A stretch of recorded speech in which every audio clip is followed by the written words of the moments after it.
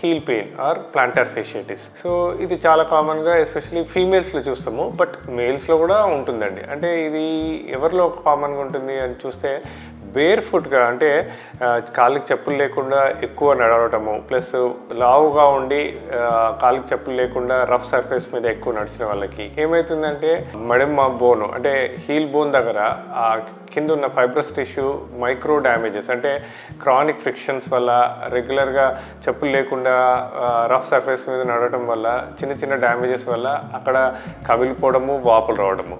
So వీళ్ళ presentation ఎలా ఉంటుందంటే పొద్దున్న లేచాక మొదటి స్టెప్ చాలా కష్టంగా ఉంటుందని చెప్తారు. అండ్ ఇది కొన్ని మెటబాలిక్ కండిషన్స్ లైక్ థైరాయిడ్ పేషెంట్స్లో ఎక్కువగా చూస్తుంటాం. వాళ్ళకి ఎస్పెషల్లీ రాత్రి పడుకొని పొద్దున్న లేచినప్పుడు ఫస్ట్ స్టెప్ చాలా కష్టంగా ఉంటుంది. అలానే ఎక్కువసేపు కూర్చొని లేచినప్పుడు చాలా కష్టంగా ఉంటుంది.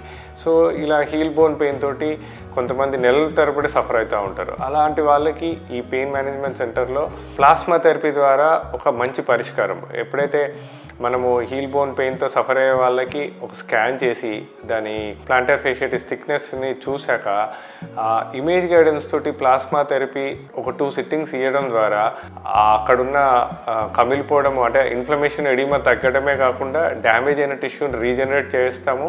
దాంతోపాటు కొన్ని ఎక్సర్సైజెస్, కొన్ని స్ట్రెచ్చింగ్ ఎక్సర్సైజెస్, కొన్ని జాగ్రత్తల ద్వారా ఇలా దీర్ఘకాలికంగా సఫర్ అయ్యే వాళ్ళకి ఒక మంచి పరిష్కారం మా ఎపియాన్ పెయిన్ మేనేజ్మెంట్ సెంటర్లో అవైలబుల్ ఉందండి.